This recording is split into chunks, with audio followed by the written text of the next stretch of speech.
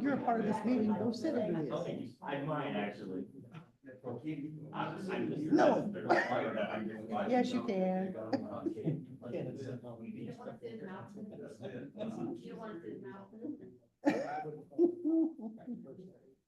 This way, in case it says something I don't know, I can spit paper on I know. Okay, Jason. That's the mic. Okay. He says it picks up fairly well. so- Okay. You see where I'm going with that.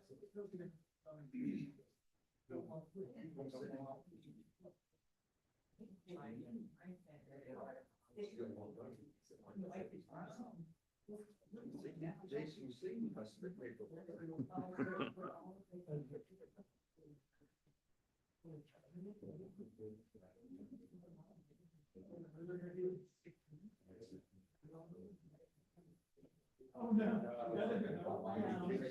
Yes.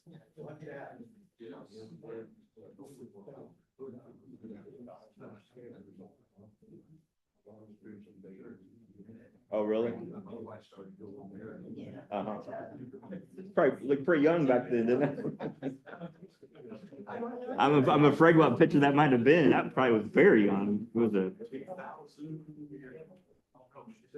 Okay. Okay, I thought it might be in the 1990s actually, so, okay. I'm still probably didn't look very good, but.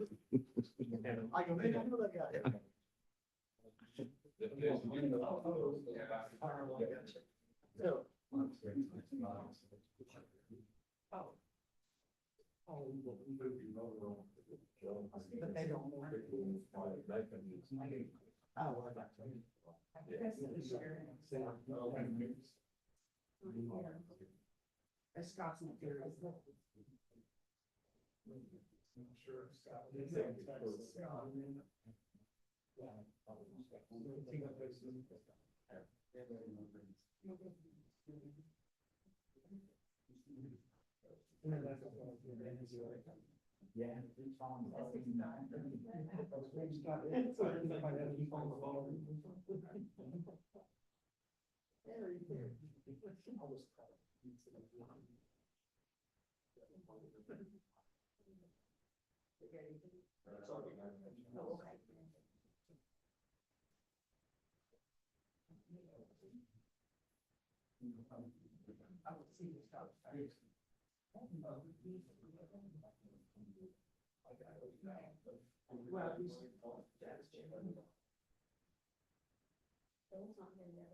He's not, Joel's not coming.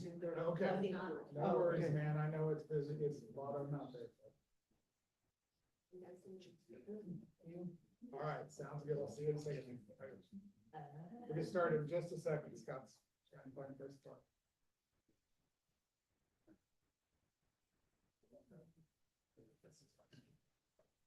Yeah, that's some good news for us, all right? I'm just the messenger. Good. Keep that in mind. Shoot the messenger? No. we don't.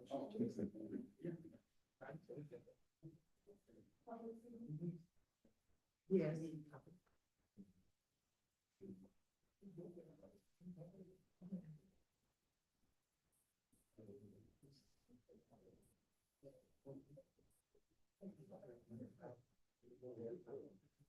Yep.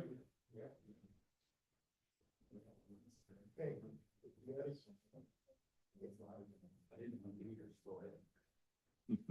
Okay, I think we're ready to get started. So the mic situation is kind of sketchy, so the person that's gonna do most of the talking has it, so that's what we'll have to do, so everyone, please just speak loudly and hopefully everybody can hear. If you can't hear us, please let us know.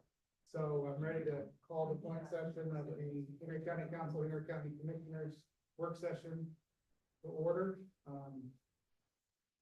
So, and we're gonna start off with Baker Tilly. This is the big thing on the list here is Jason with Baker Tilly is gonna go through the analysis of what they see impacting over our budget, especially from what the State House has passed. It's a lot to do with SB1. that went through. So Jason, I'll just turn it over to you and get started. Okay, thank you. Thanks for having me here. And I guess before I go through kind of the first draft, probably will be a few this year of the comprehensive financial plan. As Chad mentioned, part of the changes we'll be talking about is the impacts of Senate Bill 1. So I guess before I go into the numbers, I just kind of want to, I guess, take a step back and just, do you want me to talk about some of the major changes of Senate Bill 1, how I think that's going to impact the residents of the county, the tax base of the county, and how that's where I think that's going to impact some of the numbers that the state has provided through LSA and that we're showing as well?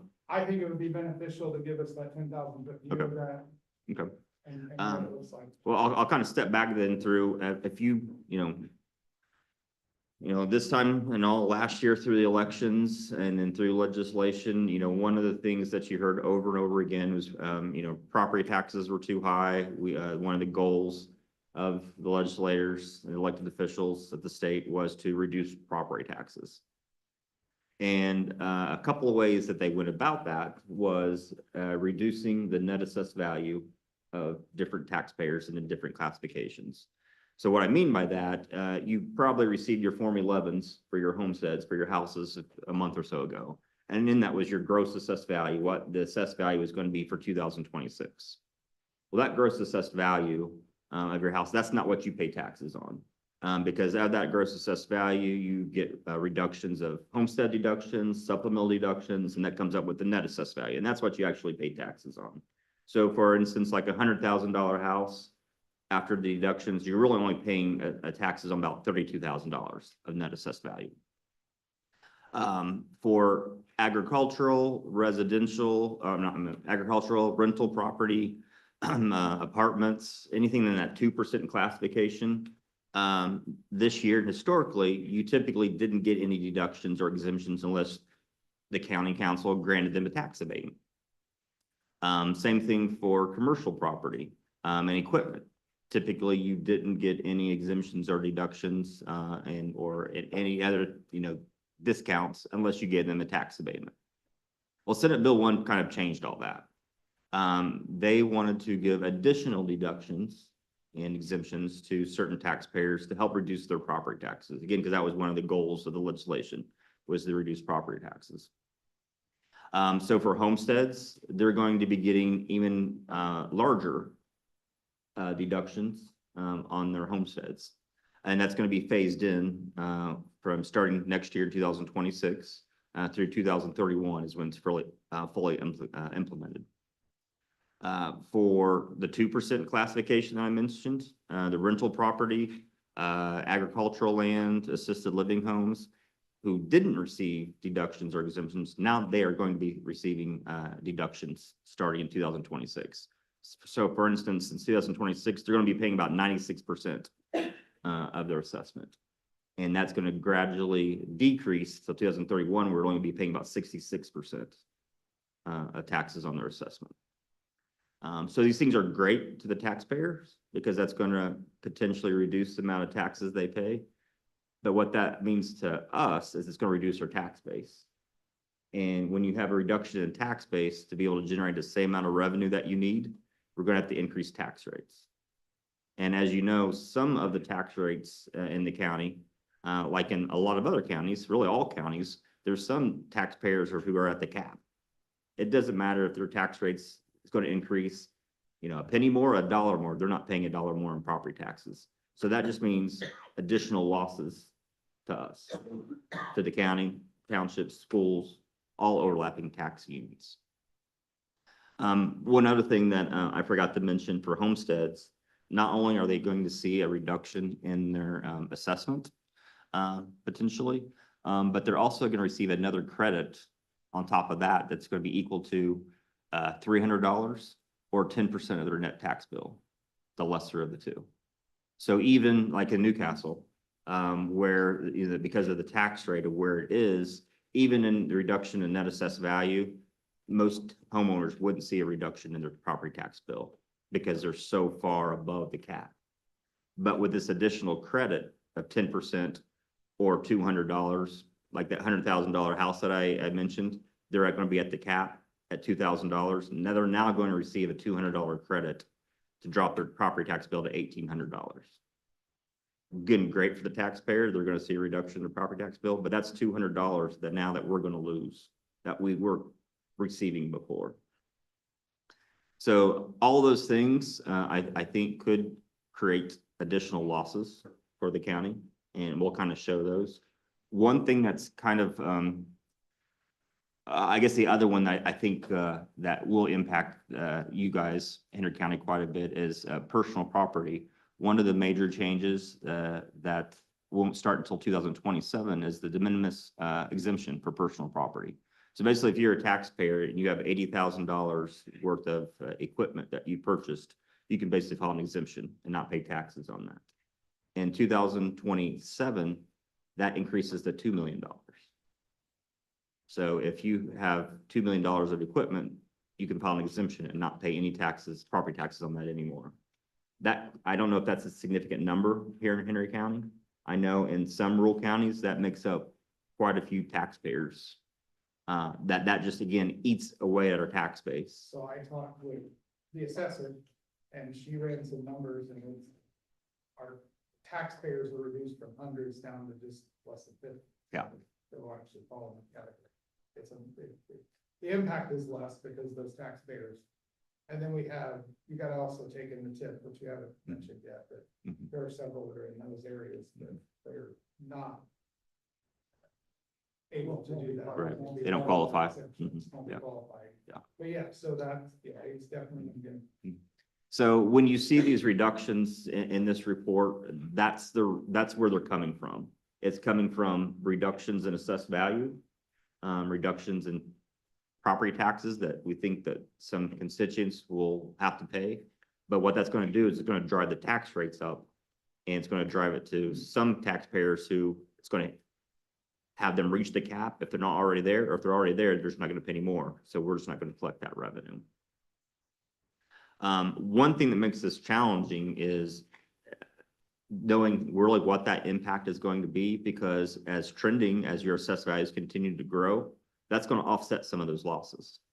So if in the last couple of years, assessed values have grown, especially for homesteads, have increased quite a bit, which if that continues, that will help offset some of these losses in these other areas.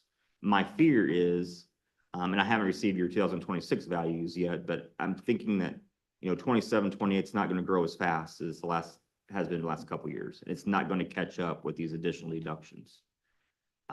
But time will tell on that. So I guess before I go into any further on the numbers, is there any questions on Senate Bill 1 as far as relates to property taxes? Okay, if not, and then there's also major changes to local income taxes, which I'm going to hit that pretty early in this report as well.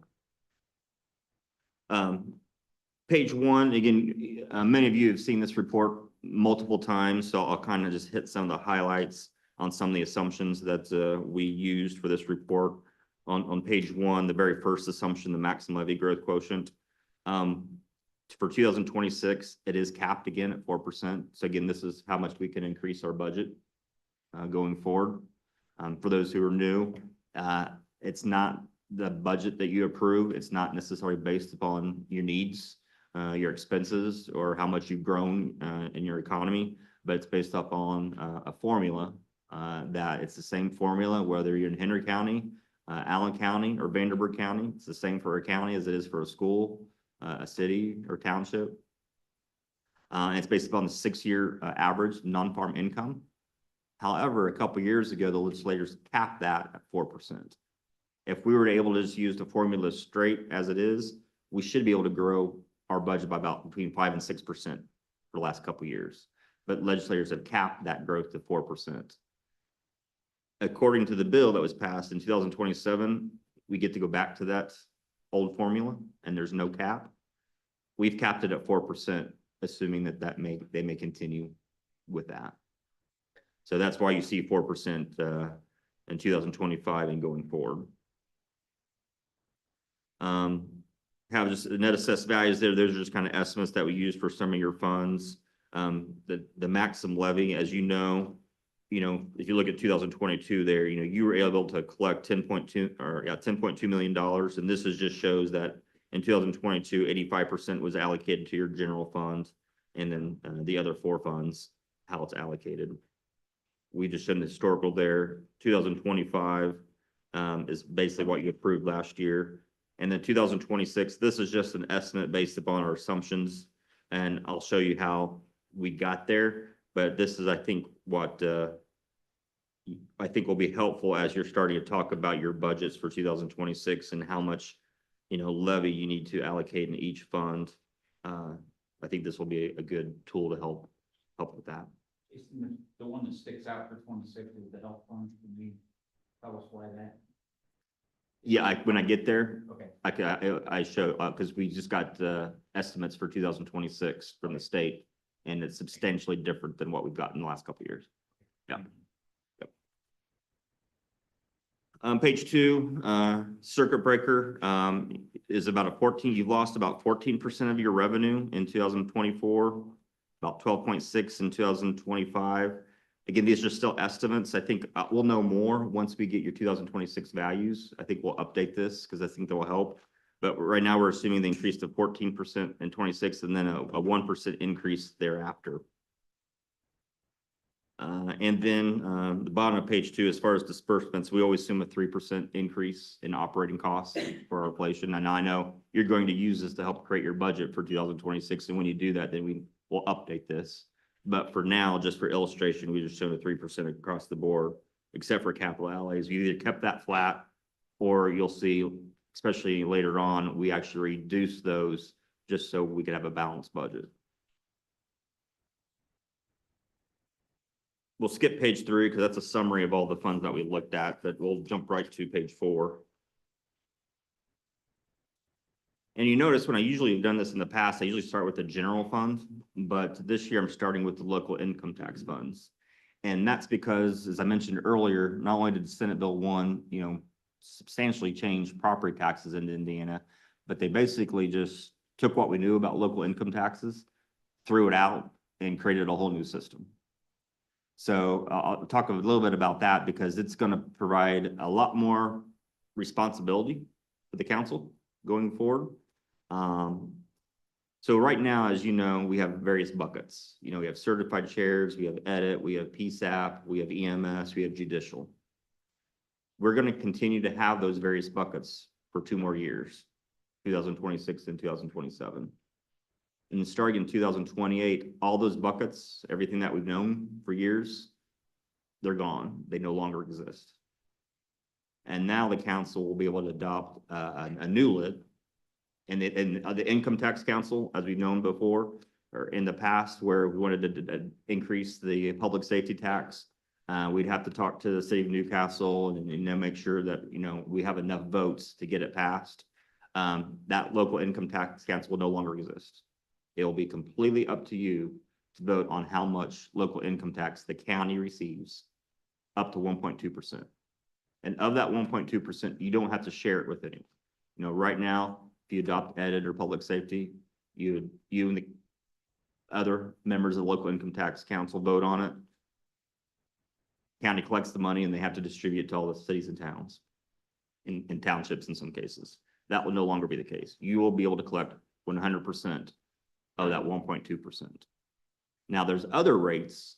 There's up to 1.4% that you can allocate to like fire territories and fire districts. So you'll no longer have to do the calculations that we've done before, figure out how much of our piece or public safety that we want to allocate to them. They'll have their own rate.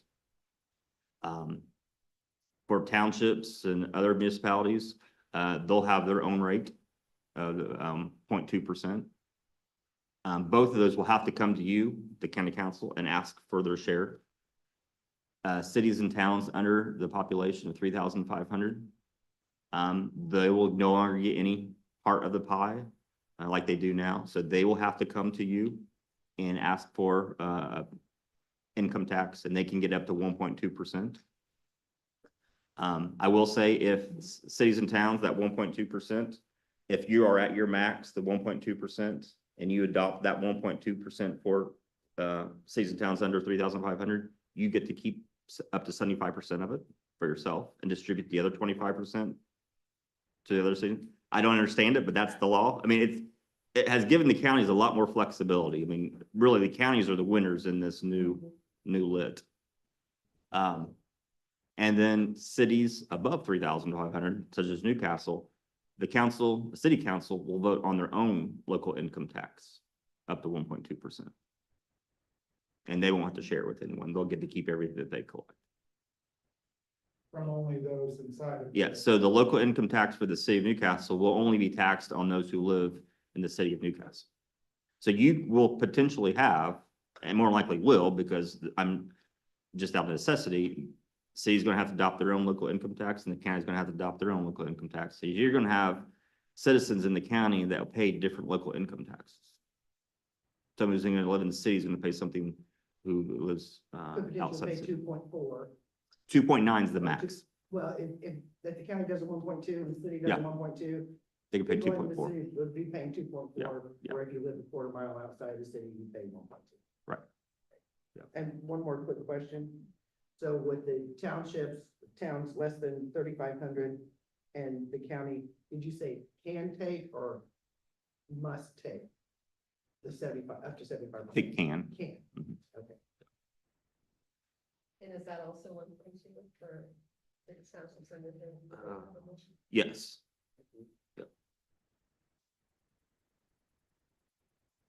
As long as it will map out to no more than 2.9. Right, That's the other right. side of it. Right. Yeah, it's like if you add up if you add the county's 1.2, the 0.4 for the fire, the 0.2 for the other entities, and the 1.2 for small towns, that adds up to like 3%. So It has to- someone has It to, still has to be within the 2. no one in the county can pay more than 2.9. They give us numbers that add up to 3. Yeah, we it's- don't do 2.9. yeah. Yeah, makes sense. So I bring that up before we start into the page 4. So again, in 2028, all that, again, these different buckets that we have, like for instance, public safety, local income tax, I'm showing here on page 4, in 2028, you won't be receiving that money anymore. It will all go into your general fund. So in 2028, we're gonna have some decisions to make. Do we keep that public safety fund open and to start spending out of that until you hit 0? Or you can transfer all your money. We believe DLGF will allow us to transfer all of the money that's remaining in the public safety fund or all your other lit funds and just deposit into your general fund. Kind of looks like in 2026, that's not gonna be a problem. If it's in the, am I reading it? Yes, correctly? yeah. So there's not gonna be. Yeah. money Yeah, this one may not be a problem, but your Yeah, other ones, we but are it's showing a gonna be there. balance. Yeah. But yeah. yes, okay. So for simplicity, what we've shown in 2028, if there is any balance remaining, we just moved all the money over to the general fund. We've moved all the revenue. We just kind of kept the revenue consistent for 2028. And then we've also moved all the expenses to your general fund. What about the deal that there was a bond? So when the county decides in 2027 what lit it wants to adopt for 2028, that's something that we're going to have to take into consideration. We know we're going to have to adopt a rate that's large enough to make sure we cover our bond payments. But the whole percentage that needs to be spent on operating expenses. Will all go to your general fund. With the same restrictions? or- No, I mean, No it'll just, restrictions? yeah. So that's also, it's kind of given us more flexibility because, public safety, it was limited, what can we use? PSAP, judicial, EMS. Those no longer exist. You're just going to have one rate of 1.2% that can be used for anything. So, I mean, it's giving you guys a lot more flexibility. Provided we map it out. Your mind can map around the whole thing, yeah. So for the public safety, you can see, we have 3 years of historical there. You can see at the end of 2024, we have an ending balance of $749,000. We've included your receipts for 2025. We've included your supplemental receipt that you've already received. We've included your budget for 2025, additional appropriations that you've incurred so far. So based upon your budget and your additional appropriations, we're showing that you're gonna be spending about $309,000 more than what you're bringing in 25. That's okay, because you had an ending balance of 750,000, so at the end of 25, we're showing ending balance of $439,000. Carry forward to 2026. Again, not assuming any additional increase in income tax, not assuming the supplemental next year. Hopefully we'll get one, because the economy's still been strong. I think we'll probably get another one, but to be conservative, we don't show that. But then increasing your budget by 3%, you can see that we'd be spending about $28,000 more than what we have coming in and your balance. So for 26, we're moving $28,000 of expenses to your general fund. And then you can see in 2027, that increases. And then in 2028, we show no money coming in because I'm going to be showing it in the general fund. And we're also moving your $2.8 million of expenses to your general fund.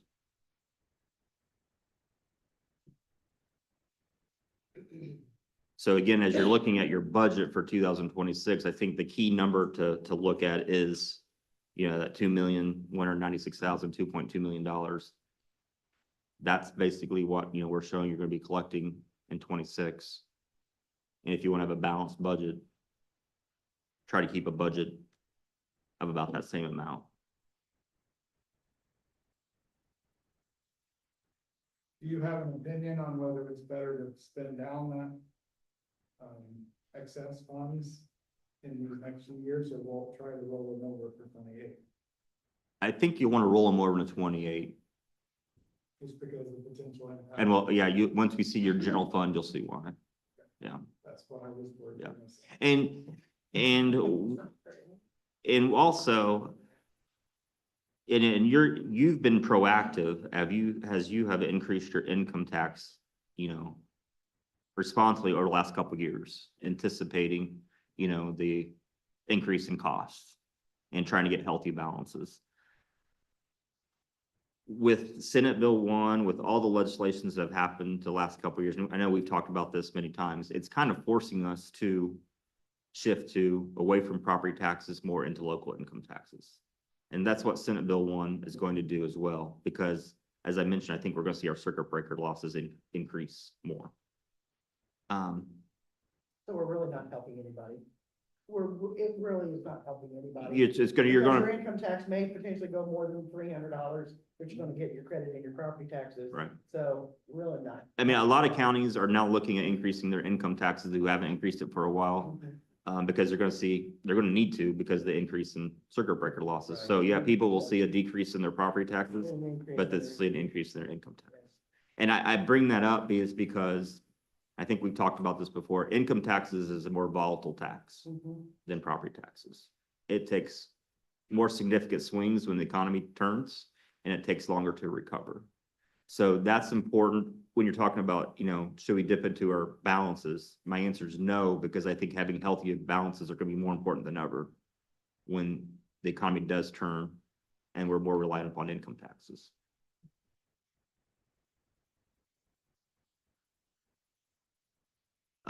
The next one is the local income tax.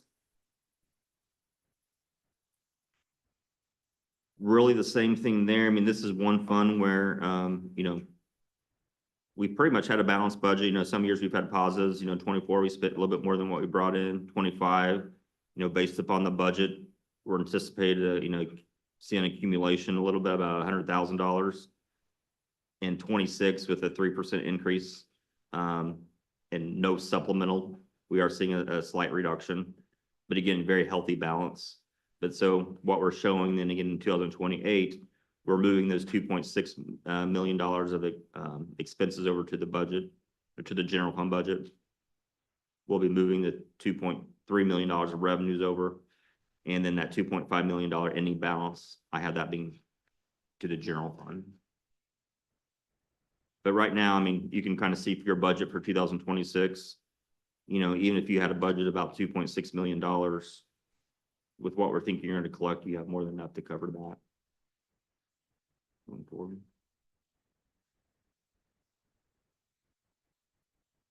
Your PSAP is a relatively new rate. again, bringing a little bit more than what you're spending, based upon your budget. So again, showing that as that continues to grow, that we'll be transferring all that to your general fund. Same thing for EMS and judicial. Those are your two newest funds.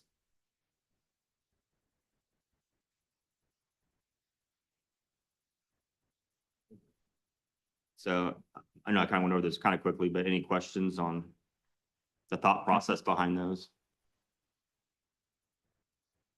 The next fund that I want to talk about is page 9, the local public health service fund, or 1161. And if you look at line 2, this is the money that, the new fund created by the state, I guess in 2024, 2023, 2024. And you can see in 2024, we received $552,000. This year, a little over $1 million. But based upon the estimates for 2026, we're only receive about $285,000. And I don't know if you paid attention to the legislation, but the state's health fund took a huge hit, and you're seeing the ramifications of that. So now there's less money to provide to the counties for this fund that we thought. So because of that, the way I've kind of handled this is, you see line 13, now since our budget or revenue went down by $800,000, I'm moving about $800,000 of expenses from here back to your health fund, where they were originally before this fund was created. Which is what we would currently have stock, Yes, which would require us to modify the tax rate. yes. And that's exactly, if you turn to page 10.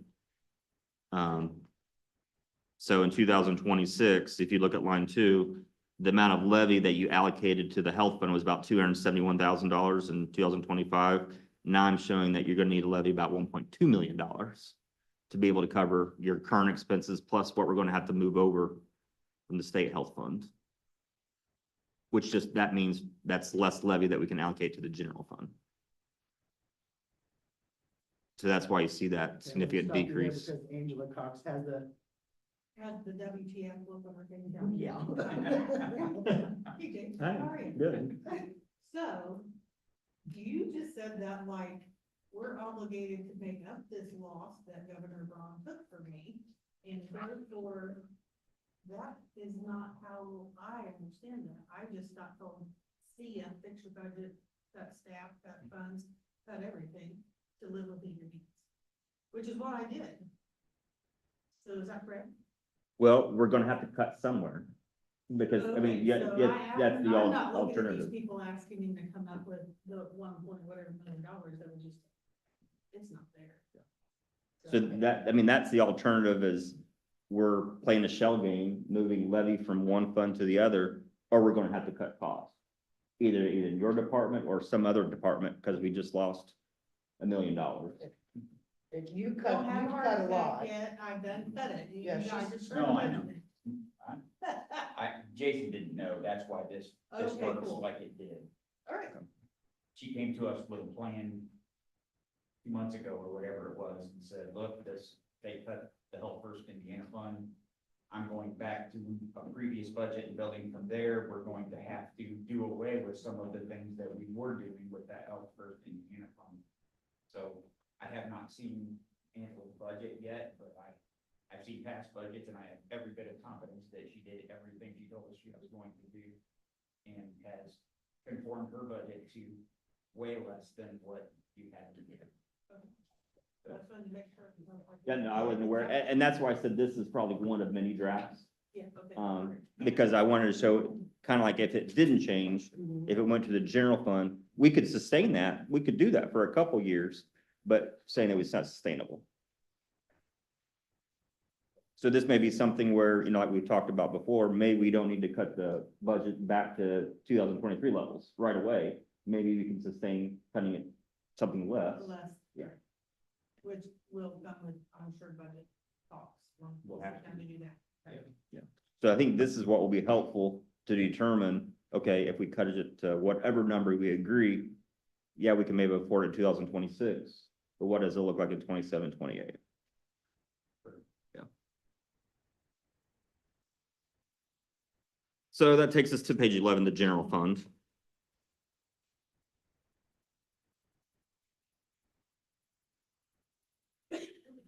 So, you can kind of see, kind of looking at line 2, your certified property tax levy, you budgeted 10 million in 2025. I have it going down to 9.7 million in 2026, and that's because, like we just talked about, I had moved some of the levy to the health fund for those costs. So that may be something we don't have to do. The other new line that you're going to see that you've never seen before is line 4, the estimated shortfall from SE1 2025.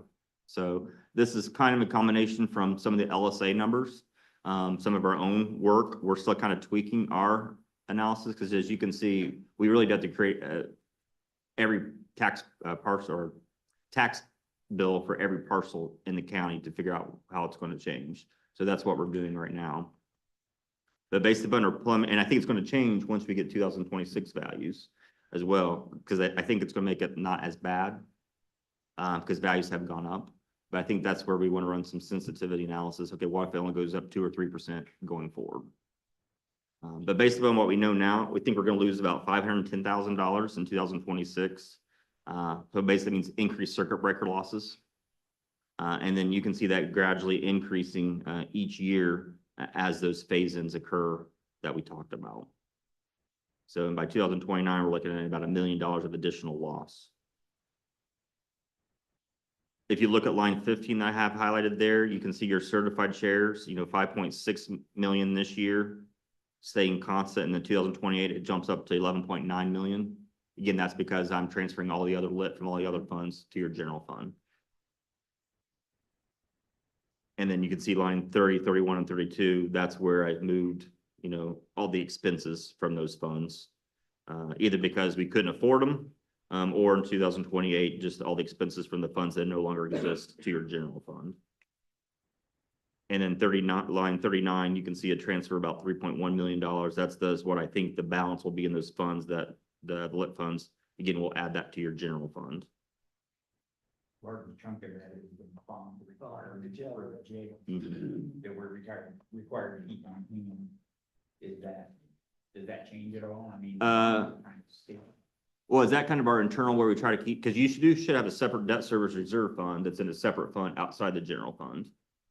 And then we may have talked about it's good to keep years back just in case because we don't want to touch that reserve, and then that's what it's there for. But we still like to keep an own internal reserve about a year's, just for, if the economy does take a big turn and That's the only question I've got. Is that the right place to put it, or should it go somewhere? I think that's fine. We just need to know in the back of our mind, that's what it's there for. You can't just look at the fund and go, oh, look, we got $24 Well, million, let's spend it, and then. I mean, if you want, what we could do is we could transfer that to the rainy day fund. Yeah. Then it'd be less likely for us to forget that it's not really touchable. So that's probably what I would do, is put it in the rainy day fund. So 2026, again, looking at a 3% budget, I think we probably have a pretty much balanced budget, or a 3% increase, pretty much balanced budget for 2026. Even with the impacts of Senate Bill 1, but in 2027, as the impacts get bigger and our budget increases, you can see that we're starting eating into our ending balance. 28 looks good, but that's because we just added 3.8 million from our other funds. But then you can see in 2029, we really start taking a hit.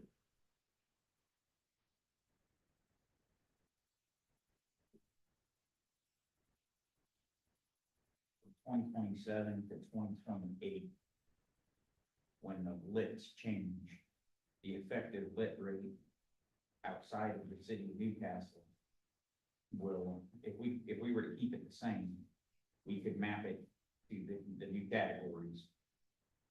And that would essentially bring in additional dollars. Yes, yeah.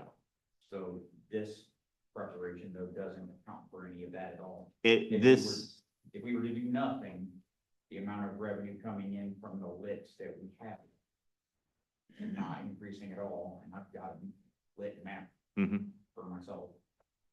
I mean, we would be bringing in a little less money with a reduced income tax rate. Yeah, this assumes that whatever rate we need to put in place in 2028 To make it to identical. make it identical what we collect right now. So if we were to use these numbers, we would essentially be passing an income tax decrease to the county The, residents in 2020. Because we're not sharing. correct. Yeah, so if we're gonna go on dollars, which is what his is based on, Mhm. work backwards, the Yep. percentage that people in the county would pay would go from 2.2 down to a different number that we, to bring in the same amount of dollars. Sure. I'm calculating. Yeah. But if we were to maintain the 2.02, it will bring in a couple $1 million more. Yes. To the county. Yeah. That's what we need to look at. Yeah. And that's a 2027 problem. Yeah. Right? But- Now, everything you said is exactly right, and that is true. But really, we'll want to look at, from a taxpayer standpoint, Mhm. we'll also want to look at, because my guess is you're going to get requests from others to, the fire territories, fire districts, the smaller cities and towns. So that 1.2 is just the county report, but then when you start adding on the other stacks, Sure. then someone in the county could be paying close to what they're paying now. And then when you look at a city resident and you add when the city adopts their local income tax rate, they could be paying more than what they're paying now. Just depends on how the math works. Kind of a little bit. Yeah. They can end up paying more. Yeah. And that's where I think from the council standpoint, you guys are gonna have a difficult job with all those, which you already do, as you know, with those who already come in front of you asking for money. But there's gonna be a lot more people in line because that's the only way they're going to receive the money is I through don't ask. know if this is the appropriate place to put this, but I have a question on that point for fire and EMS. What are our obligations as the county for fire EMS to cover the entirety of the county, every fire service, every EMS service?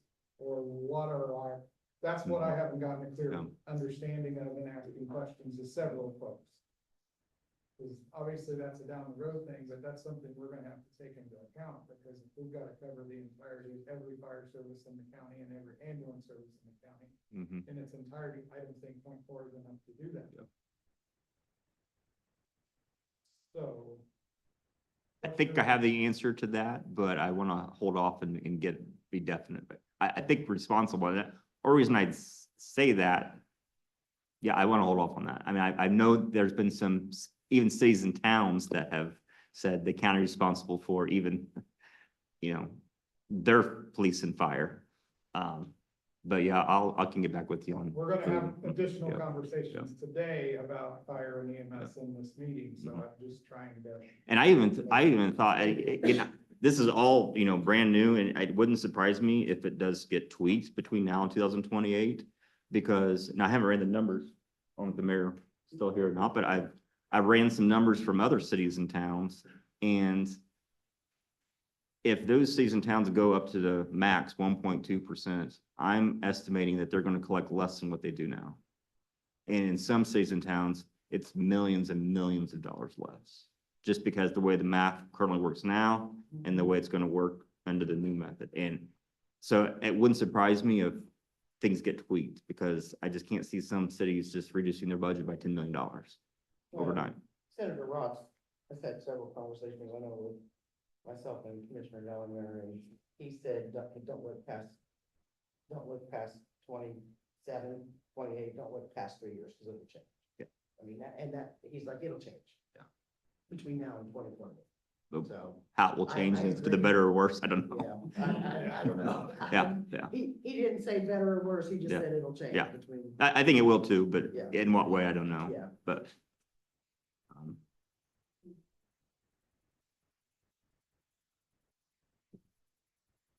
I know, kind of got sidetracked there, and I'm trying to think, I guess, so the general fund, again, looking at your revenues for 2026, I guess the important thing to think about is we're showing about, $18.2 million in revenue in your general fund for 2020, based upon this allocation of the levy, which, as you know, you can adjust that accordingly.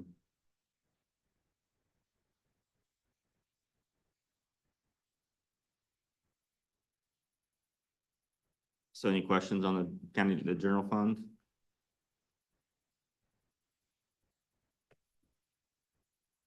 If not, I'll kind of go through the next slides a little bit faster, but if you want to slow down or stop and hit on one, and spend more time on one, let me know. But part non-reverting, you know, this is one where, again, it's budget has been pretty tight in the past and continues to be. So that's just one that we just, as you're looking at the budget for this,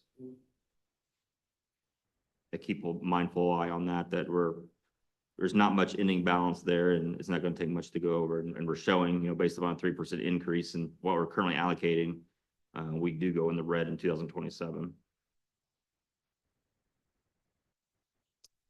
Statewide 911. That one's looking pretty healthy and don't really see any change. You know, right now you're bringing in more money than what your budget, what you're spending. So no concerns there.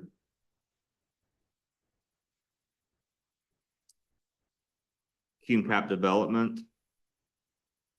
You know, this one's looking healthy.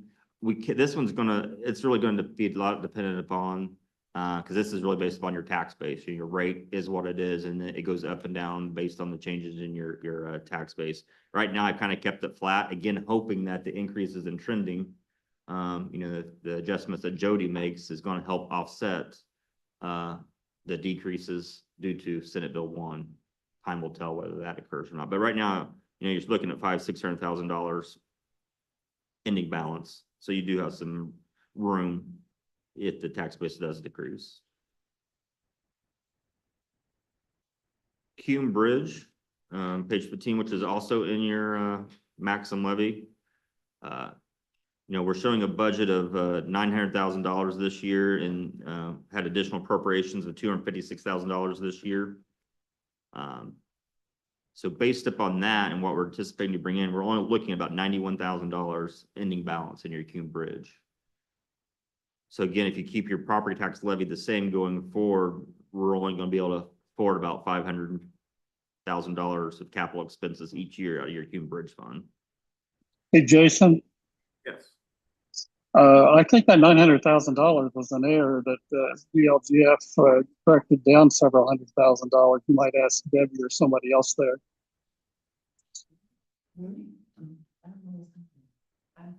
Ken and Debbie said can you explain? Because Debbie said she doesn't understand what you're talking about.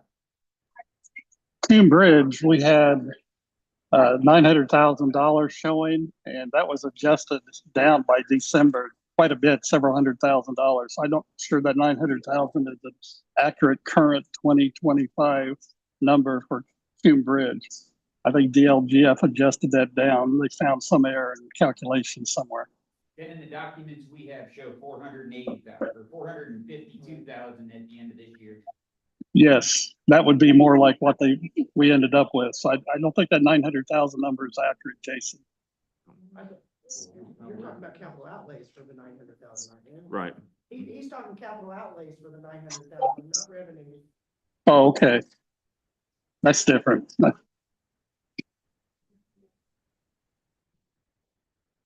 So this will just be, I mean, this is fun where you kind of spend what you collect each year. So this is just mindful as, and I know you probably have a capital plan for your bridges. So this is something that, as you update that and look at that, but just keep in mind, if you want to increase the revenue here, you have to take it away from somewhere else.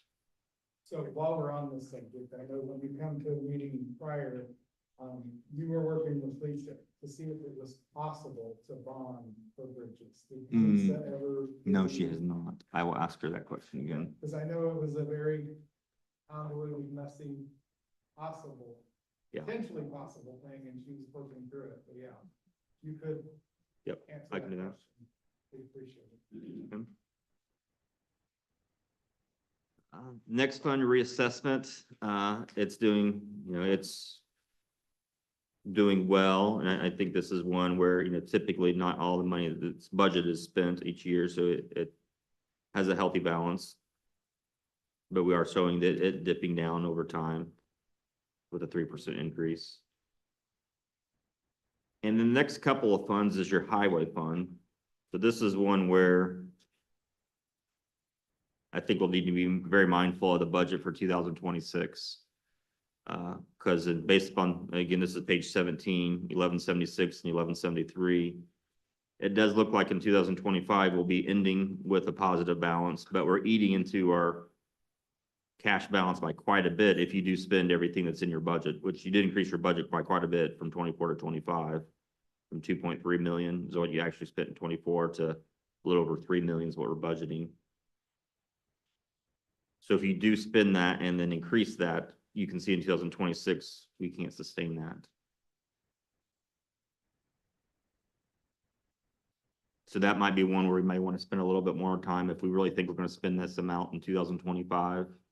Or if there's, some expenses in there that we really don't think it's going to be incurred. But definitely nothing that we can sustain. So if those are actual expenses, that's something that we may need to talk about moving to the general fund.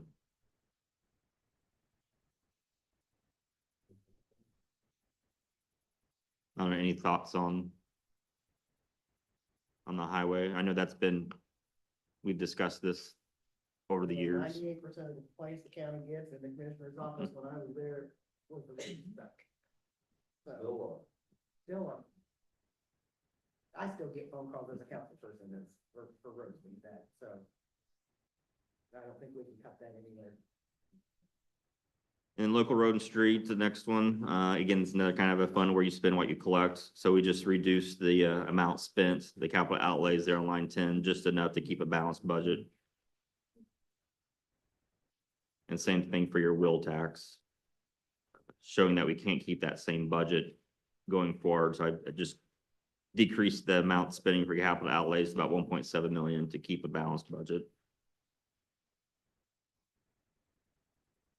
And then the last fund on page 21 that we looked at was the self-insurance fund. Which looks like that fund is doing well for the county.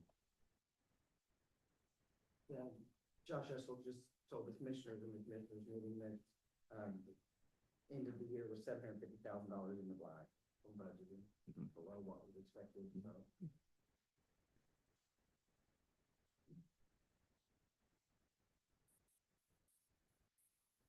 So I know I went through that kind of quickly, but I'd be happy to answer any questions or.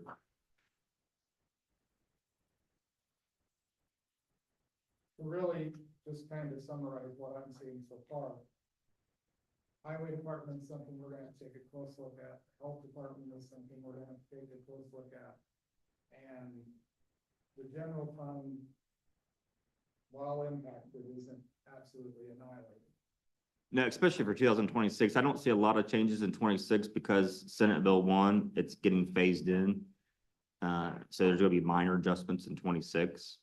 But once we start getting out the, 28, 29, and 30, I think that's when we'll be seeing some more significant impacts unless things get tweaked. And a lot of, again, it's going to be depending upon how the economy does and how assessments. If assessments continue growing strong like they have been in the last couple of years, I don't think the impact will be, I think it'll be close to what we're showing now, maybe a little less impactful. But if the economy starts being stagnant and we don't see an increase in tax base and it doesn't offset all these deductions that we're now getting, it could be worse.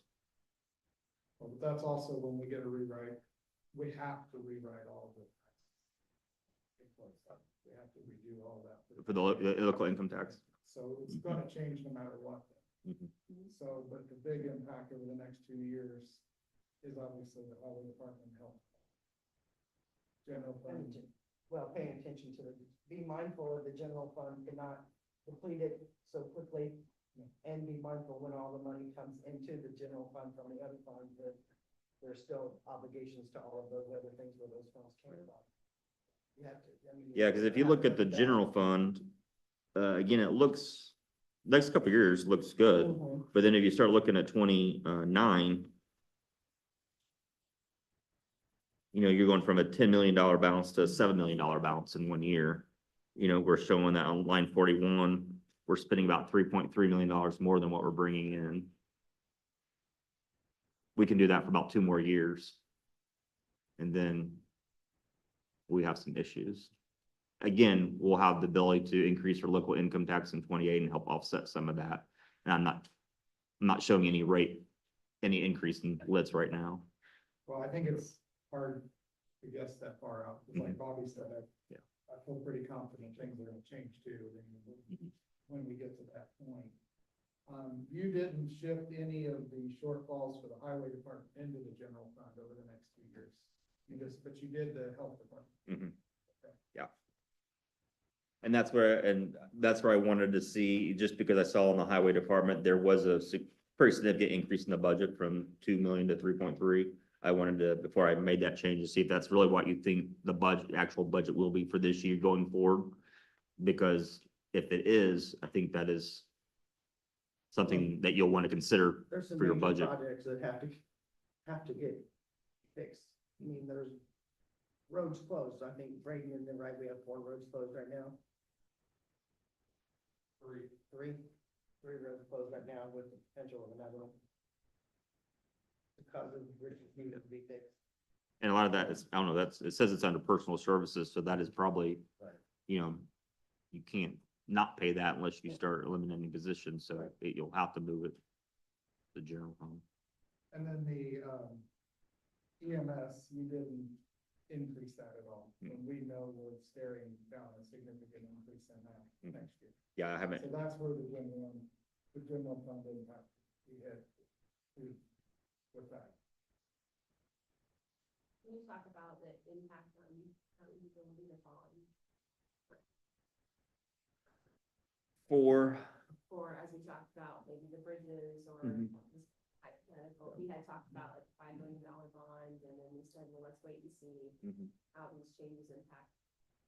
what was gonna be. That's still an option, of the county as far as property taxes. There are more restrictions. There's the legislators were trying to prevent, where we've tried to encourage people to do, is those short-term bonds, 2 or 3 years less. And I think schools do that even more so than other municipalities, and are trying to stop that or prevent it from happening as much.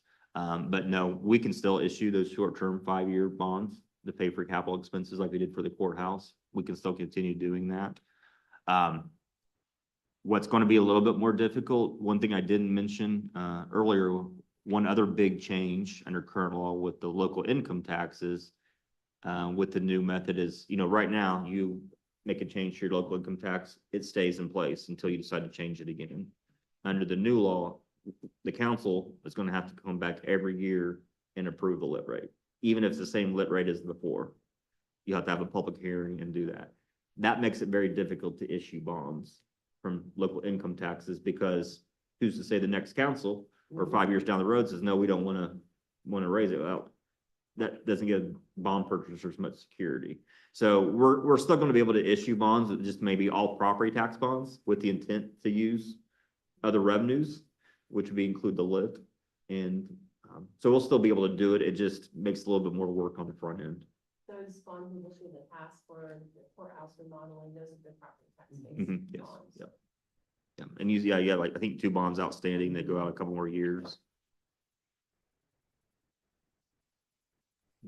Hey, Jason, Mhm. every year for the last 5, when you've done this report, the highway department's been a red flag that looks like it's going to go dip into the red and be unbalanced. Every year it's tweaked and it's never actually materialized. So just an observation, it has come up every year as something that we need to pull the reins back. Every year we've been able to work through that, because I know the engineer said we like to put money on the roads because our roads really need it. And as Bobby said, there's roads that are closed because culverts and bridges are out. So I think we prioritize those pretty well, and we've adjusted every year to make that happen, to maximize improvements to our roads. Just an observation. Yeah, you're exactly right. And that was one other reason I didn't go ahead and move some of those expenses to the general fund, because to your point, it does seem like the highway fund is always, like the sky is falling on that fund, and it never has happened yet. And that's why I want to see, is that budget 3.3 million or whatever it is that really what we think we're going to spend that year? Because if not, then it doesn't look as, it's not gonna be as bad as what we're showing. To your point.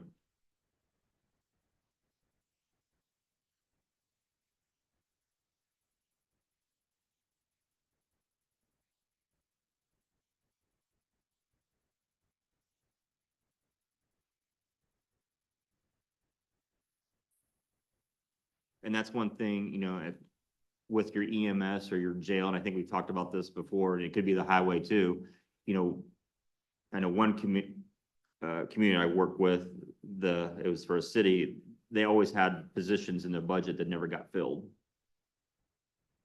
So that way, at the end of the year, they never spent all their budget, and the ending balance looked a lot better than what we projected, because he never filled those positions.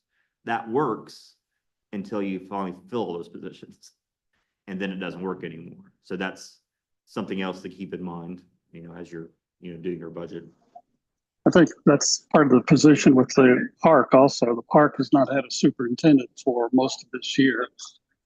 So they've only spent, I don't know, 70% of what we would have anticipated them spending by mid-July. So not having the full complement of employees, especially the high-end employees, seems to, I know the park you said was going to probably be in the red in a year or two. Maybe, maybe not. Mhm. Does any other council or commissioners have any questions for Jason? Not, I'm gonna open it up to the department heads to ask questions of Jason if they want to. Probably not really budget specific, because we go over all that in our budgets, but just on this report.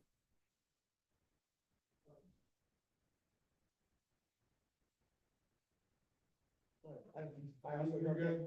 know, I don't know, all the department heads have a copy of this report? I didn't pay attention, anybody handed out, it's okay, I didn't pay attention to that, I just wanted to make I sure. think I'll take it, for sure. Did anybody not? From the department head. Okay, hold on. I'm sorry, I wasn't paying attention, I just wanted to make sure. Jason, thank you. I know this has been difficult, to say the least, with all these changes, but like I said, I feel better about it in the general fund section. Obviously, we have some work to do there, but not as bad as it could have Right. been. Mhm. Just have to forget everything you ever learned about local government finance and relearn an entirely new tax So structure. in 3 years, it'll be all No different problem. again. No worries. Yeah, Jason will have it figured out. Right? Just in time for it to change again. You're not close to retirement, are you? Mm. Yeah, I know you're Closer younger every than I day. am, so yeah. Yeah. Not allowed I think every day it gets about 2 weeks closer. Yeah. Well, I'm happy to, as I know you're talking to the department heads, and, you know, already got some changes here, but if you want us to update this, you know, so you have a better idea of where you're gonna end up, to help you guys make better decisions, let us You don't know. have our budget numbers that we have put together. for Okay, this year. no. Okay. And you kind of haven't, I know in the past, you've always given us an analysis kind of right before, hey, this is where you're at, this is where you're. Mhm. Is that the plan this year as well, Debbie? And this will be, it'll be very close to this. It'll be very I close to think that. once we get, depending upon when you need it, we can get 2026 values, and we're tweaking our system a little bit more. We can maybe get some updates, but yeah, we can continue to update. Like Angela mentioned, obviously, she altered her budget a Yeah. great deal. You know, I have not seen the highway department budget yet, so I don't know where we all stand on those. But Yeah, once you have that, we can definitely update this and give you a fresh copy. Debbie Well, you was- guys will have on Friday, I know Debbie was working on it. and it's all in, I don't know, if Paige has it, I can communicate with, it all is in date. Okay. Yeah, because, and we'll talk about in our council meeting when we'll set some dates, Mhm. plan for our budget. So Okay. probably will be towards the end of this month. Okay. End of this month, first of next month. I've got a few questions. First is, can you give us this in electronic form? Yes. Send that to us. Yep. I'll send it to Debbie. Second question is, you mentioned earlier that other local governments that you're working with have started initiating steps to change their income taxes. Probably ones that haven't recently, because they have to do something. Mhm. Can you know, have any idea of which taxes they're looking at? Are they public safety, economic development? EMS is one. because a lot of, Everyone's seen that. yeah. Um, mostly EMS and public safety because of the type of expenses that they need to fund, and those are typically the easier ones to approve. There's a couple of communities that I've met, and I think they're joking, but they're, talking about going to the max or very high, because they know they're probably gonna have to do it in 2028. Might as well do it now. Might as well do it now, especially when word on the street is everyone's gonna get their property taxes reduced. And again, it's kind of reducing property taxes, increasing income taxes, Right. have it the same year. So I don't know if that will actually come to fruition or not, but I've had a couple of counties talk about that. I think the question Chad asked earlier is huge for all of us about who's responsible for paying for what from a fire and EMS Mhm. perspective, I will look, specifically yeah. related to cities. Mhm. That's. Yeah, I mean, if the Big question. townships are no longer going to pay that and the cities are no longer, I mean, again, Yeah. Shannon's worked the math way more than I have, but I don't think 0.4% is enough to I, cover everything. like I said, I've done some numbers for some other cities and yeah, Yeah, Greg's not here. You can speak for yeah, him. well, I haven't read the numbers, but I'm just, from what I'm seeing in other cities, I would not be surprised if Newcastle went to the max, they'd get less than what they're collecting now. I mean, I haven't read the numbers, but I've seen that in other communities where other county seats are seeing millions of dollars less. So, and I think, same thing for cities, the small cities and towns that, it may only be $15,000 or $20,000 is all they get, but that's a big percentage of their budget. Oh, yeah. So, Well, and I think that's what's gonna hit us come, even though like the safety lit split that Mhm. some of these smaller communities are getting, that's going to hit their budget, especially when like Knightstown, Middletown, all of these budgets are going to get hit. Mhm. Even the small, strong, all of them are going to get hit when we start pulling that out, and then they're gonna come to us, and so, obviously, we're going to have to adjust things come 28. And that might be where, I meant to mention this earlier, and I forgot it.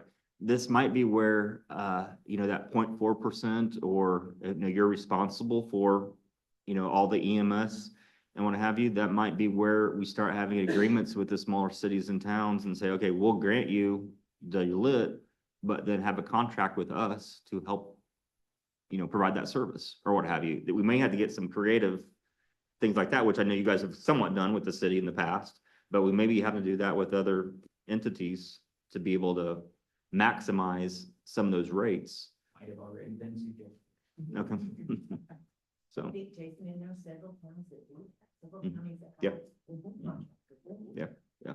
but that might be a way that you can give them the money, because you might be capped out, but you can, allocate money to them and they can contract with you to provide the service. So in a roundabout way, you're It's kind getting of like more. with the volunteer, a lot of the volunteer fire departments, Mhm. for example, Strawn, they are their own entity. They have a contract with the township trustee to provide service to Yep. the township, and they have a contract with the town of Strawn to provide service in the town of Strawn. So kind of that. Yeah, same- yeah. Yeah, a lot of the fire departments have. Yeah. Already have that Mhm. with their own township. And we may need to do that because, If they're not a township Right. fire department, because Strong is a little unique in its makeup, because we have two. fire we may have to departments. build some of those relationships just because one entity gets the money Mhm. and that's how we're gonna have to funnel it to the person. One of those entities gets property taxes, the other one gets Mhm. property taxes and income. Yeah. tax. Yeah. So how the money gets divvied up, it all becomes a big mess. Has become more complicated, definitely. And you said earlier, some are looking at just taking it to the max. I don't speak for the entire council, but I don't think there's any interest in us taking anything to the max. And it's kind of concerning to change anything based on what it's gonna look like in 2 years, especially knowing that they're gonna change something. Mhm. It is difficult to go, hey, let's raise taxes today, Mhm. not knowing what's gonna happen in 2 years. It has every opportunity to share it more. Thank you. Mhm.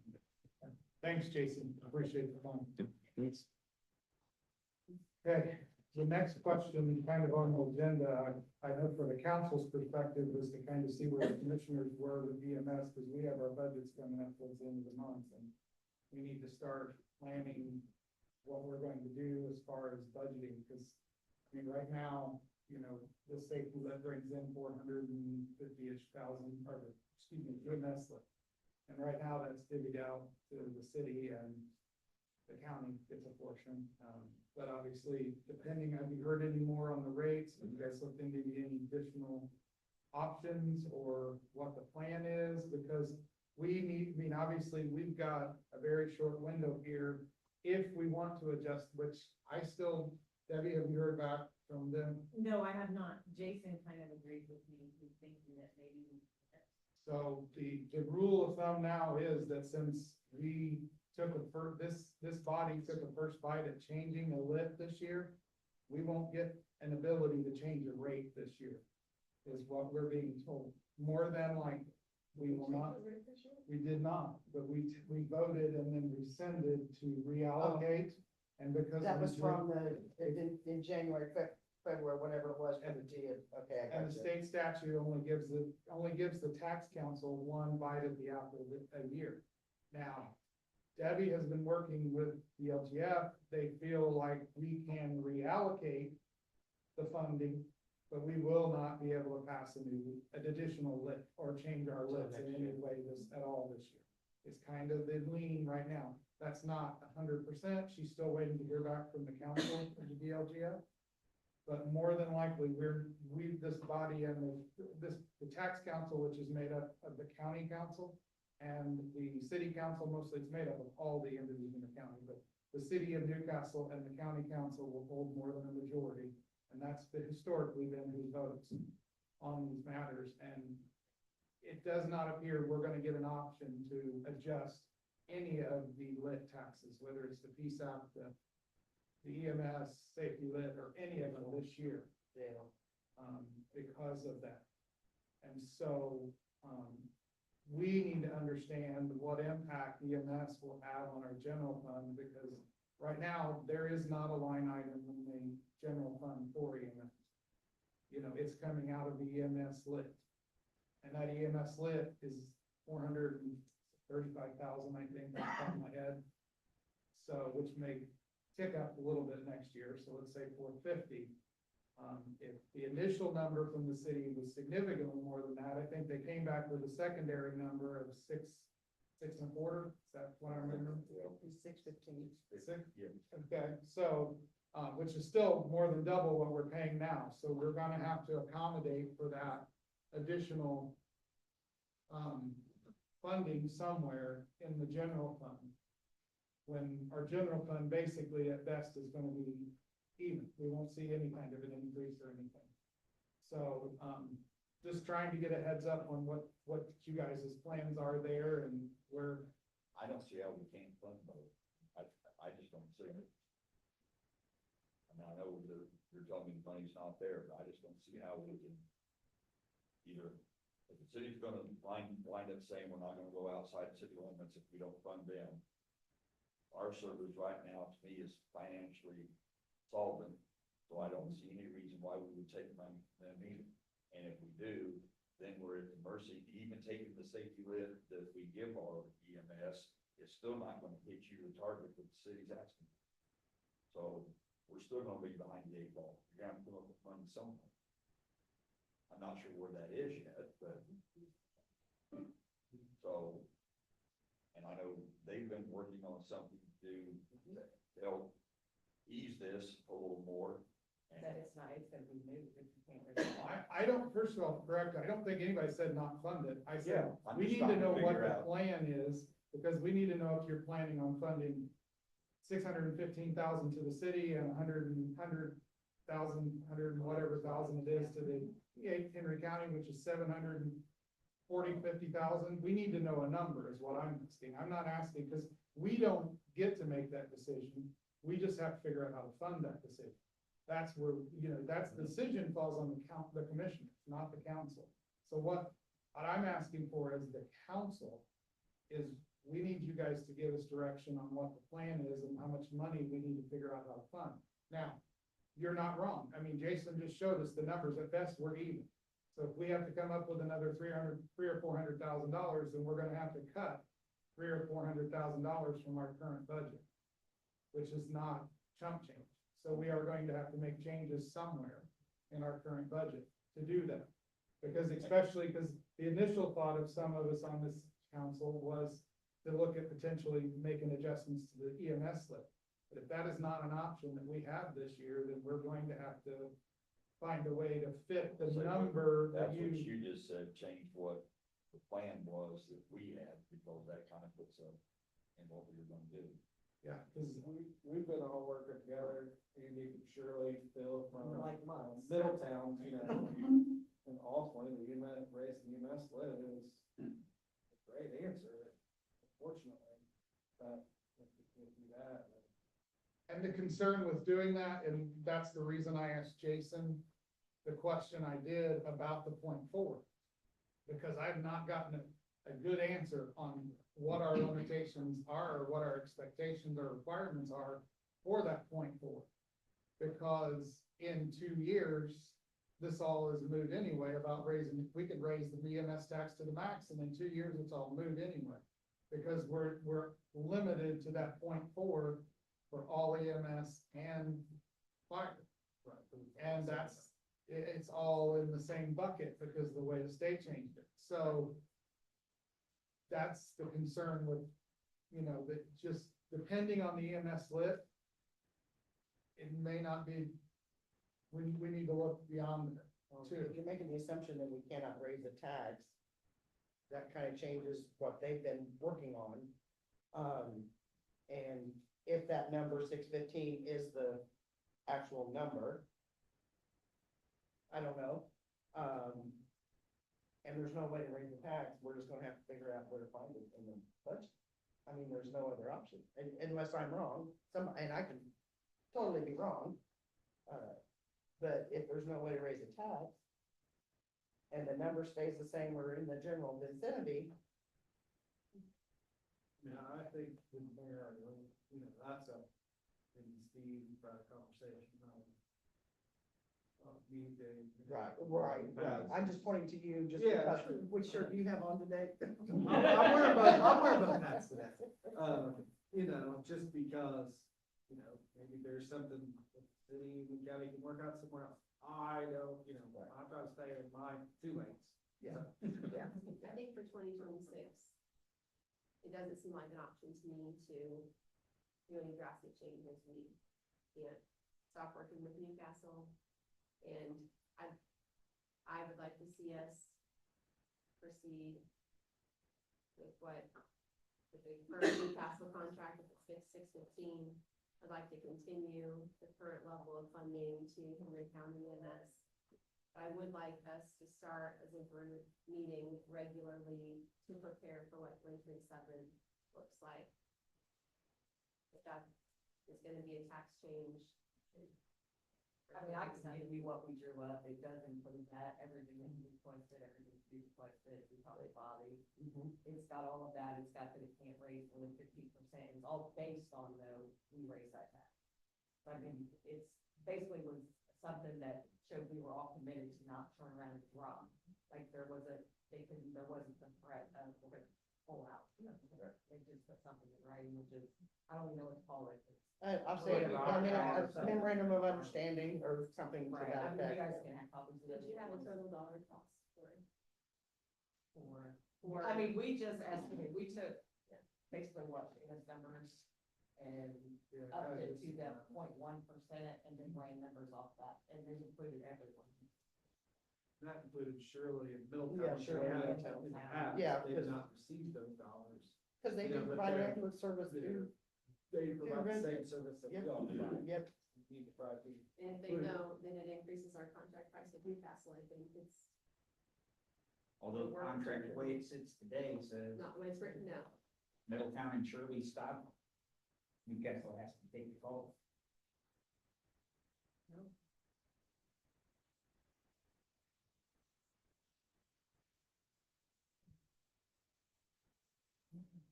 So you would just have to take the number for out, because that would be the midpoint of this, if you can raise it. And we just chose somewhere in the middle and estimated. The only number in there that would be firm was the $50,000 ask from the city.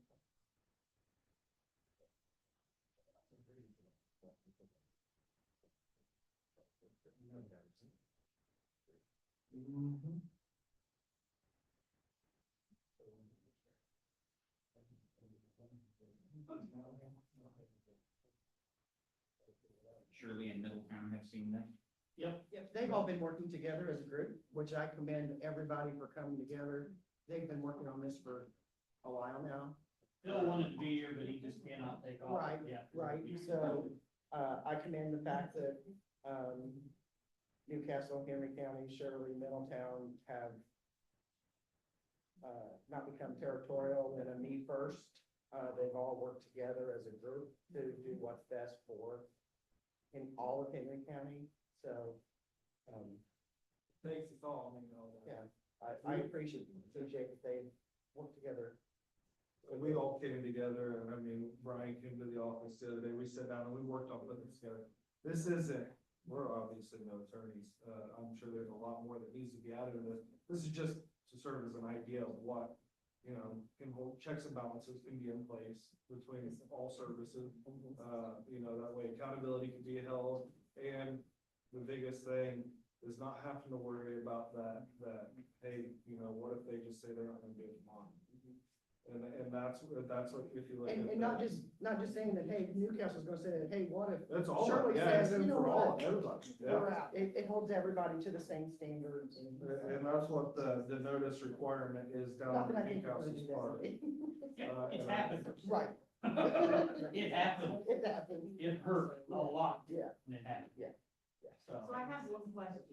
When they came up with this plan, with the increases, so would they go to ALS, is that going to increase their fund? Okay, so I'm gonna, We are. they are ALS. They are doing Okay, so ALS. is that going to Taking ALS increase your transfers fund? and Is that going 911 to calls. increase your fund?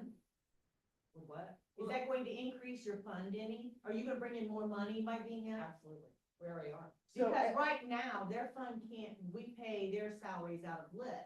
Their fund cannot absorb their salaries. There's not enough there to absorb their salary. It's every year it has up until last year, and we're at sitting at almost 200,000 right now. We can absolutely pay ourselves. This agreement shows 350,000 going to Henry County EMS out of EMS lit. That's Okay. what it shows.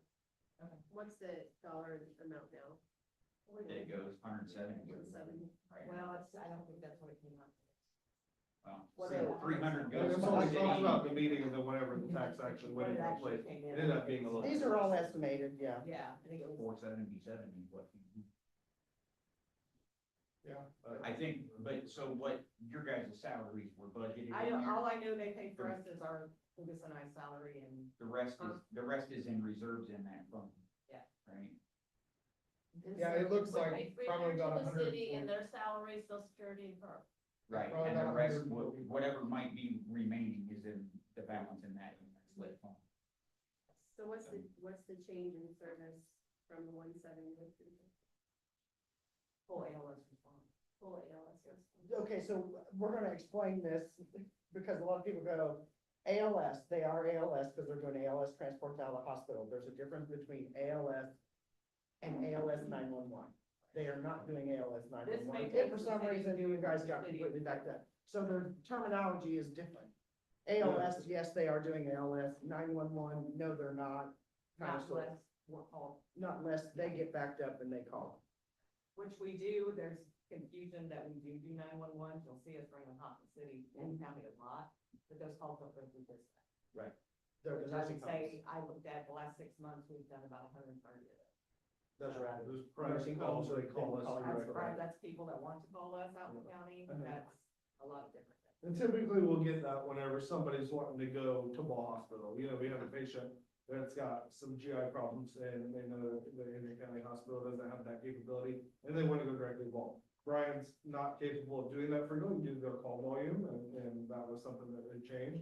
And we try to meet those needs if they can be transported to Ball Hospital. Like somebody based calling off you of our direct. capabilities at that time, our schedule, then we'll take them directly there. So a lot of people do call if they wanna go out of town for a specialty reason or like that. Not that he wouldn't take them if it was an emergency, because they absolutely would. But if it's just like, hey, you know, I called my doc and they want me to come back for a follow-up, he take me to the ER up there. And instead of calling 911 and requesting an ambulance from the city, they'll call us directly. So, you know, we do a plethora of different things. We try to help out. That is something I know me and you talked about the other day is everybody says, well, whenever the county goes back ALS, we have been ALS for a few weeks now. We have taken ALS calls, we have done ALS transfers. Everything that we said we were gonna do, we have done. We are trying to figure out the best time to staff ALS, because if right now our primary response is the ALS service and take transfers out of the hospital, we realized that it would not make very much sense for us to pay a paramedic $30 an hour per se. I'm not saying we are, but $30 an hour per se to sit there and not take any calls. So we're trying to figure out when the most prominent time for these transfers out of the hospital are. That way, whenever we're ready to start staffing, we're not staffing people sitting around nothing. So I have a So question. that's it. If you guys are ramping up to do full ALS response, then our contract expenses with Newcastle and that should go down. Because you guys, if you look at total amount of work, if we're gonna do the same amount of calls and you guys are. We're not taking They're not any of taking their 911 calls. calls. We're not taking any of their calls. We And you're will be able not to respond mutual aid as an ALS To- service. here. We will continue to do what we do as the ALS service that we are now, with the transfer service to and from Henry County Hospital.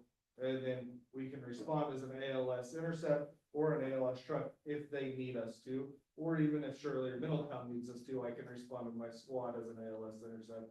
However, we are not taking over So anybody's it's care. additional service. This is additional Beyond service. what we- We will have a capability to provide additional services if need be. Does that make sense? Is that summed up appropriately for you, Brian? Which is good, because the city just had to shut down a truck and a squad. Yeah, we make staffing changes and shift changes. Yeah, they have fewer ambulances on the street every day. So Cuts in Shirley that. ambulance needs an ALS, a paramedic, and Brian's paramedic is off busy doing something, and they can't get it there. Instead of waiting for a Hancock County paramedic to come, depending on where they are in the county, they could request Center County EMS. And if I have a paramedic on staff on the ambulance, I'll send them, or I'll go myself.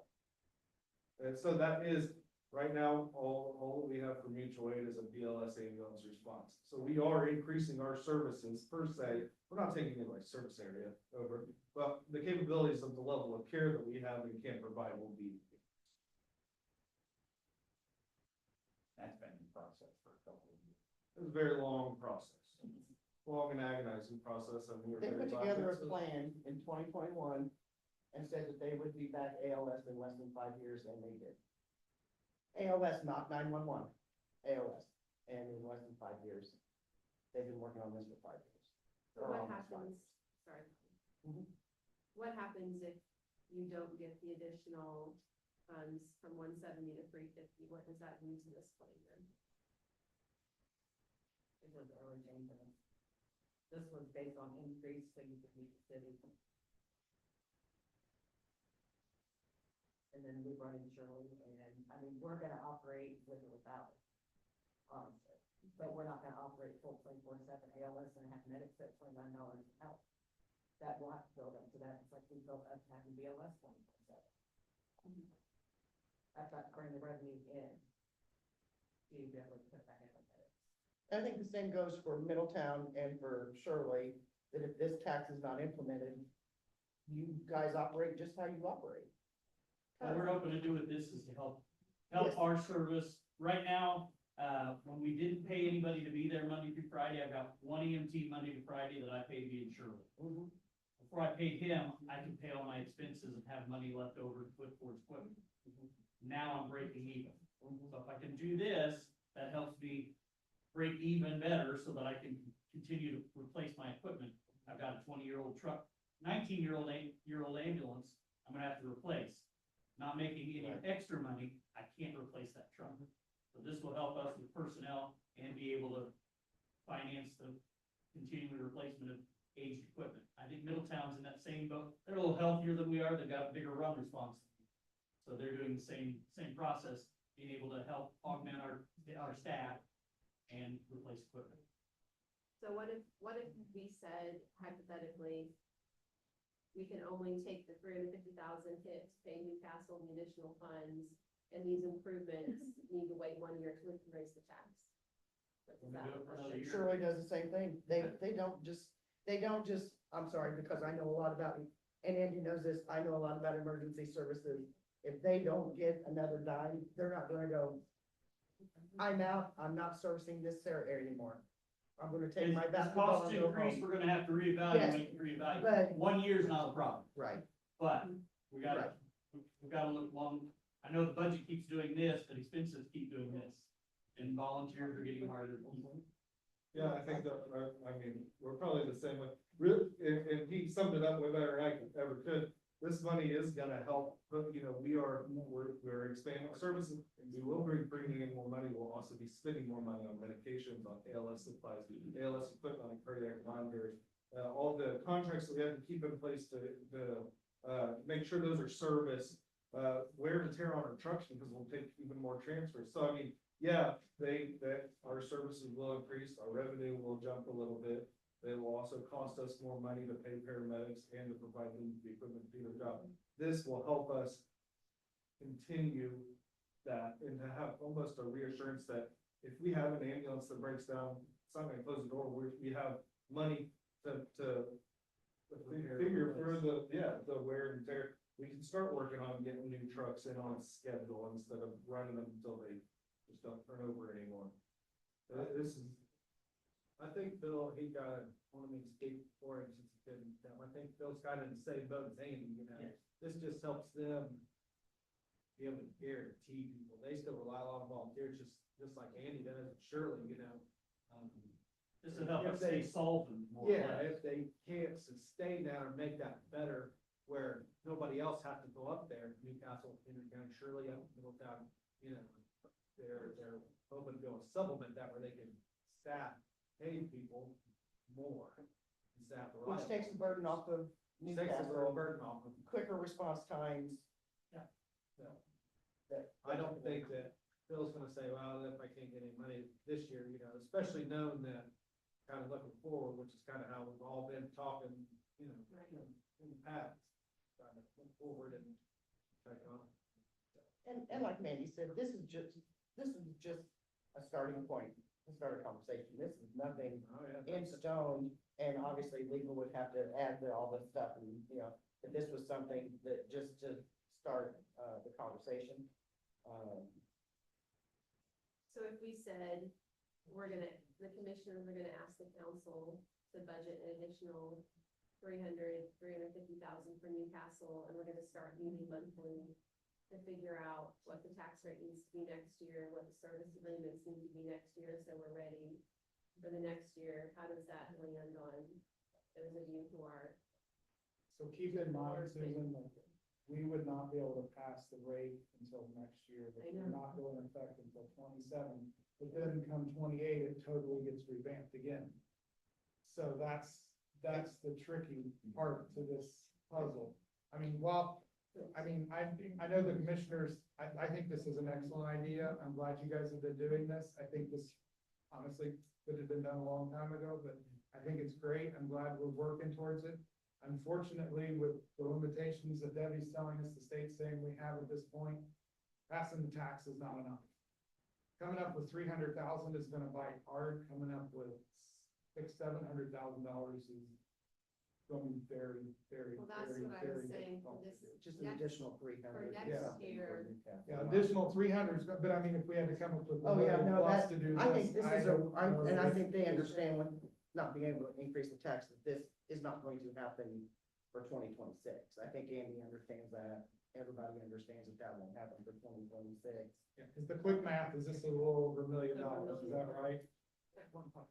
Yeah, so this is, yeah, Just so- that based off the numbers that we have, you know. Yeah. yeah, so that's not, a, you know, that's that's what this a- estimate decided, we have a question. Sure, and I mean, I understand, like I said, coming up with just if the commissioners are asking the council, say, hey, we've got to come up with an extra 300 and X, if it's 25, 15, whatever it is, that's gonna be tough. But I don't see how we could ever get close to $700,000-800,000 We're talking about 300, 350 to maintain status quo. to maintain where we're at today. If that's what you guys decided, I mean, that's gonna be difficult enough. I don't know that this body could come up with enough to cover And this. again, that's why. Yeah, I I know, said that's why You you could just- get an idea because Yeah. of base operations. Yeah. I'd We still like, didn't ever think about asking for. So I've got a quick question. Has the commissioner's budget is done and in, I assume, yes, is it in Gateway? What number was included? Was any number included for Commissioner budget. EMS? Was anything included in the commissioner's budget? I mean, if we're gonna pay for it out of the general fund, it's gonna have to come out of there. No, there's Is it nothing too- for EMS. out. Is it already submitted to the state? No matter what we have, what we You do at can- this point, we're gonna have to do an additional, right, Debbie? No, for next year, Yeah, so only your advertised rates are in. So as of right now, your money, yours can go down, but it can't go up. Yeah. You can change anything you want in county general, you just can't increase the county general, we advertise, so we the put in 2026 18.8 budget has been million. averaged? Yes. Advertised? Okay, But we can change that amount, that's just what the requests are, but but it can't go higher than, can't go higher. So you're gonna have to not doing additional. play with the pie. right? That was my question. I just was trying to see how big five. And I'm coming in really lit, confused with me, because it's changed. It was low, and now it's lit, and it changed. You had mentioned that EMS lit doesn't go before the tax board, it goes between you guys.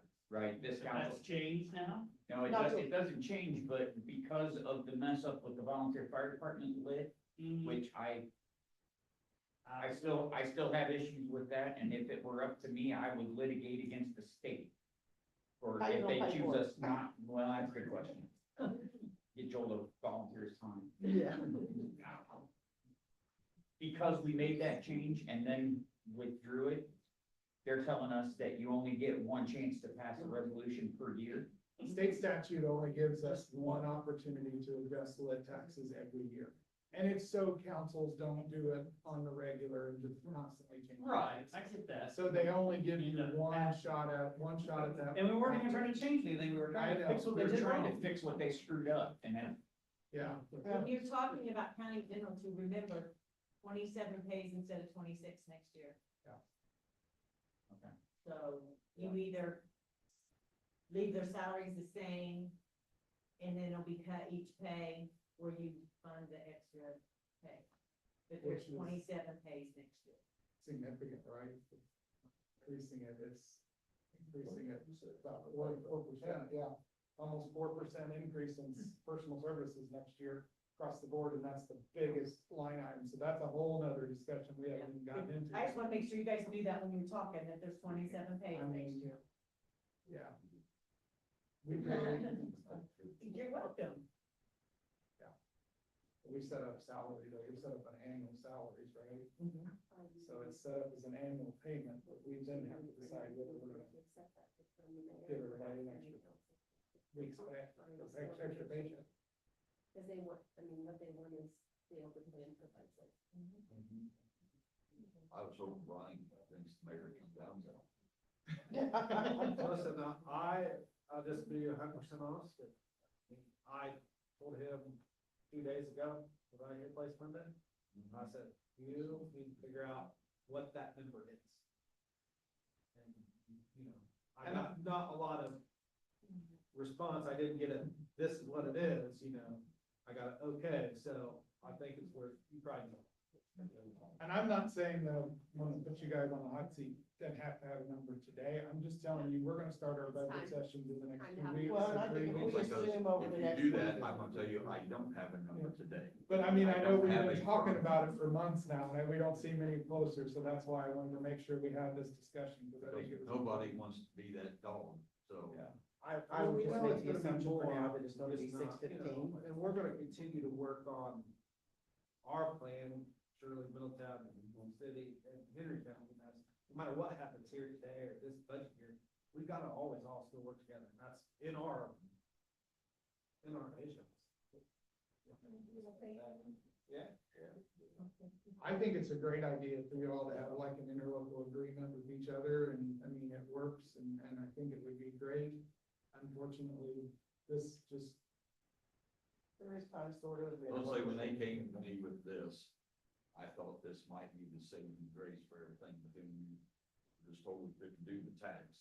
That kind of took the wind out of it. well, and that's, when I initially mentioned this to you, Steve, about talking about this today, we only have until the end of, July to make a decision on the lit taxes, Council meeting to on get July 20th. everything done in the time frame we were required by the state. So that's why I was kind of putting you on the hot seat a little bit. Now, it's not gonna be an issue, because all we're gonna do is adjust the current allocations, which they give us that ability to do, so it's not quite as pressing, if you will, but we still need to get it set for our budget. I mean, cause there was talk about adjusting the EMS list. That was part of the plan. Unfortunately, that That's why it didn't seem has come off appealing the when they table. brought this to me. I thought, hey, this may work, but we'd already had that scheduled. Yeah. But now that that's, Is it a definite and final answer from the state that we cannot change it, or we agree that? or We still have- discuss? We have 3 different individuals who told us that we probably cannot do this. Probably. Yeah, Debbie is still I waiting to hear sent, back I from the sent general an email counsel. just a minute ago. General counsel from the DLGF Yeah. asked, but, Well, what if they come back and say, yes, then we have to change it by the end of the month, yes. then we might want to change it hypothetically, in case we get to change it. Well, I don't, Wait, I don't think, I in don't. county think- government, we can't do anything hypothetically. I don't think we can. In other words, We can't- in other words, If they give us permission to, we're gonna vote to do this. I don't think we can do that. well, then. I've seen it done in other so you- government entities where it says, I pass this on condition that. But I don't know that a tax increase can do I that. don't. Well, think- We we do, have to have- we do a lot of Yeah. contracts that way. To advertise for. What it. I can Yeah. see happening is on August 1st, they come back and say, yeah, you can do it, but you had to do it yesterday. Yeah. That's And happened we will before. probably have, we should have an answer tomorrow. Okay. And that gives us plenty of time to do advertising and do all that stuff. All right, that's- Well, we already have we have a tax council meeting on the books 28th. on 28th. Yeah. So we have a meeting on the books Then already. So we've already got it on the books. If somehow this slides in, then We're all right. Jason said no. She's gotten 2 different people, DLGF saying no. Odds are it's probably not gonna work in our favor. So that's just the reality of the situation. And I love the idea of saying on the contingency, but because we have to hold hearings, you have to hold an official hearing and the whole shebang. I don't see how that. You know, we do pass a lot of things based upon, you know, a contract based upon Joel reviewing and final review to make sure he's okay with it. If he has Yeah. approved it. Yes, we do that. Yeah, that's been done, but not as far as increasing taxes. Yeah. But still, you have to have a hearing and another, you have to have several things before August first. Right. Yeah, you have to check boxes and If you do it on the 28th, you don't have enough days. we do. Yeah, we're Because fine on the in 28th. the 28th, we're good because we got the ball rolling and that gives us the time frame. We have to have motions to make move though, because of the requirements added, Right. and it's got, we're pretty much at it. That's what I'm But, saying. but the tax council has been advertised with one thing. Tax council has to have, And All of you would the have to, details. Joel does the advertising for tax council, because it's so. Okay. but the Yeah. tax council doesn't have to pass this, we do. So we could have our own. Oh, that's We right. could the hold a EMS special is just the meeting. council, that's Yeah, right. I was just thinking, you have to pass. We would have to something hold for a tax special council. meeting and there. Well, actually, the tax council does not have to pass the EMS, but it's just the county. So but we still have to follow the same procedures and stuff as the tax council. No, I'm sorry. for us, so we would have to Our advertise. next, we have a meeting on the, Our we advertising. do have a special meeting on the 28th for the pilot list. But we We've can got always work call a sessions. meeting within the time frame. We can call a special meeting. Okay. You could probably maybe call the courier to come on Saturday. Because they have one Saturday, if he gets it from tomorrow, but Middletown News, we have to have it in Friday by noon.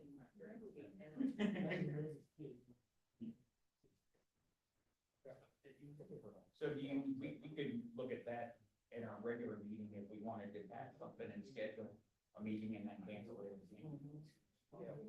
Mr. Chairman, I move we adjourn the board session. Second. All right, does anybody else see anything else? Okay, stand adjourned then. We'll end this.